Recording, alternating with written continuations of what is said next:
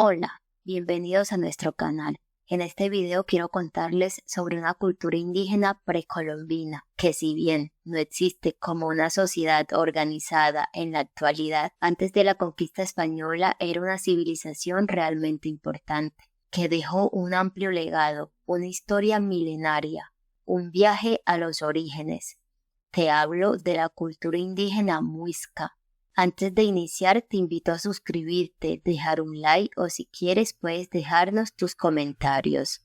La cultura indígena muisca, conocida entre muchas cosas por sus rituales, destaca uno el cual le dio nombre a una de las leyendas más significativas y con mayor resonancia. Te hablo de la leyenda del Dorado, cuya historia se hizo popular por la búsqueda que durante siglos los españoles emprendieron. Malinterpretado y exagerado. Una ciudad que no existió, solo en el imaginario de aquellos que por codicia y falta de conocimientos esperaban encontrar ese tesoro que enriquecería a su España y a la Iglesia.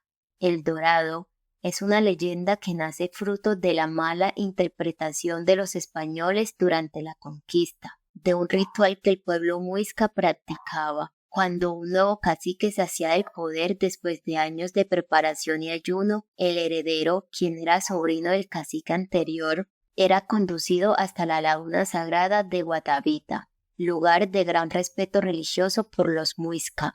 Antes del amanecer se desvestía al joven y se untaba su cuerpo de resina, para luego rociarle polvo de oro y entregarle su cetro de cacique. Seguido lo subía en una balsa, acompañado de los jeques y ministros, sin que ninguno de ellos por respeto lo mirase a la cara. Los demás que acompañaban al joven se quedaban alrededor de la laguna de espaldas, prendían fogatas y oraban, mientras la balsa navegaba. Con los primeros rayos del sol, el joven cacique y su séquito arrojaban oro y esmeraldas al agua como ofrenda a los dioses. No va más allá de la cultura, las creencias y prácticas de un pueblo precolombino, y que la leyenda perdura porque uno quiere que sea verdad. Creo que nunca hemos dejado de buscar el dorado.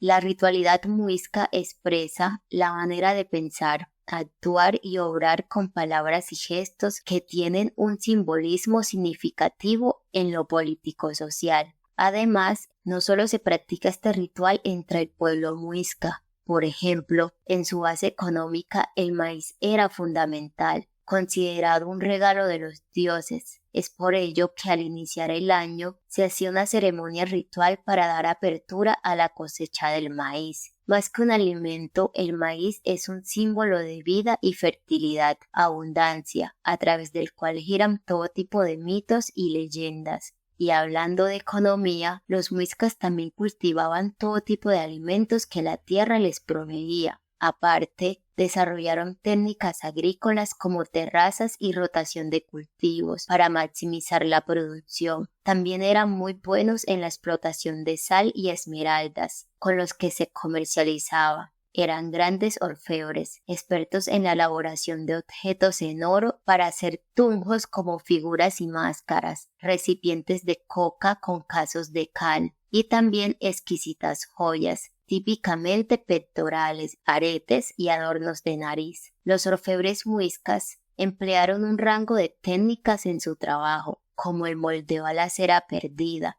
El dorado por agotamiento que da un acabado de 2 tonos, repujado, soldadura, granulación y filigrana. Y bueno, después de ser tan ricos en oro, ¿quién no se convierte en un buen orfebre? Los muiscas no restringieron su producción artística al oro, sino que también crearon finos textiles que eran de lana o algodón. La cerámica, incluyendo figuras de arcilla y piedras semipreciosas talladas, y el tejido son habilidades representativas del pueblo muisca. El ritual del tejido en la creación y diseño del vestido es simbólico dentro del territorio, ya que representa el pensamiento en las casas ceremoniales o templos sagrados.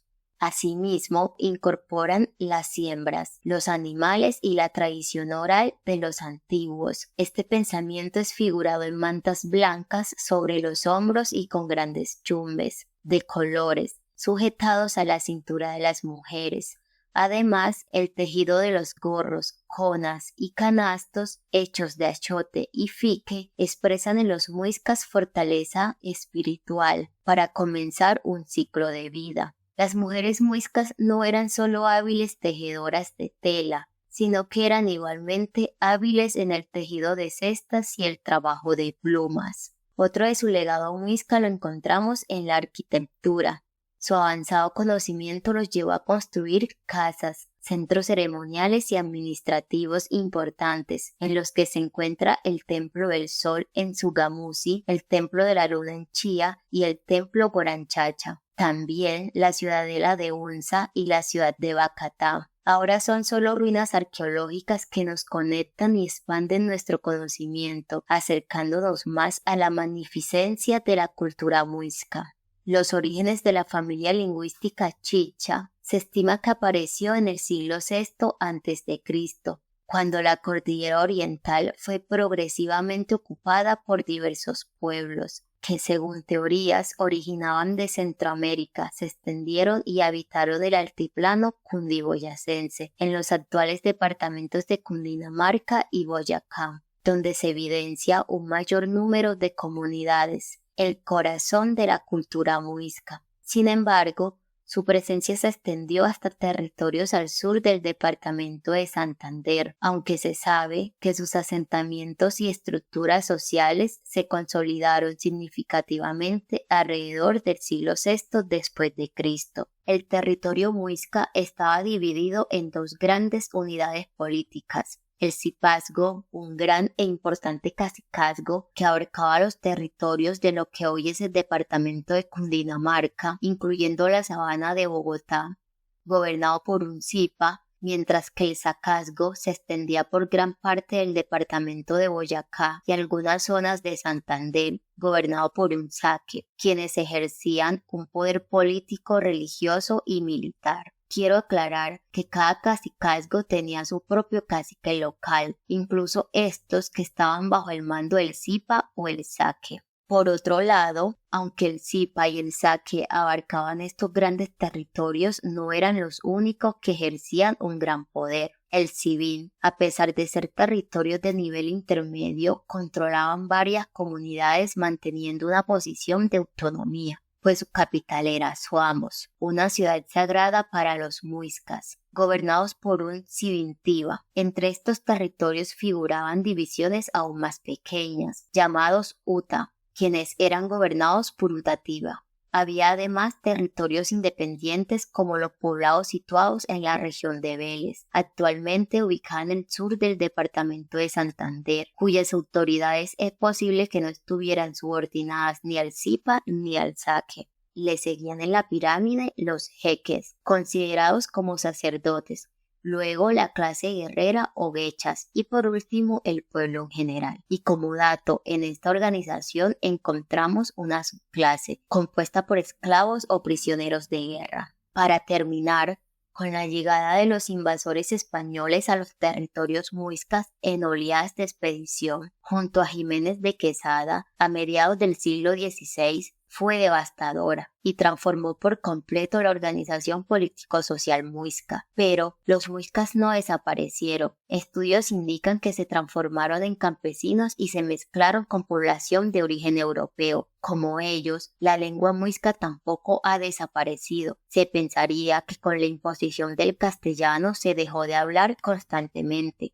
pero actualmente, comunidades y lingüistas trabajan para revitalizar la lengua muisca. Hay miles de personas con ancestros muiscas, aunque no sean conscientes de ello. Sin embargo, la invasión española causó que la sociedad muisca desapareciera. Hubo millones de muertes por la explotación laboral, las enfermedades traídas de Europa y por la codicia de los españoles. Al reconocer esta tierra rica en oro, lo quisieron tomar a través de la fuerza. Los centros sagrados fueron destruidos y o profanados. Muchas tradiciones se perdieron, pero otras lograron renacer del fuego y siguen entre nosotros para recordarnos el pasado, nuestros orígenes. Gracias por mirar nuestros videos. Te invito como siempre a que te suscribas, dejes un like o algún comentario. Recuerden que siempre los leo.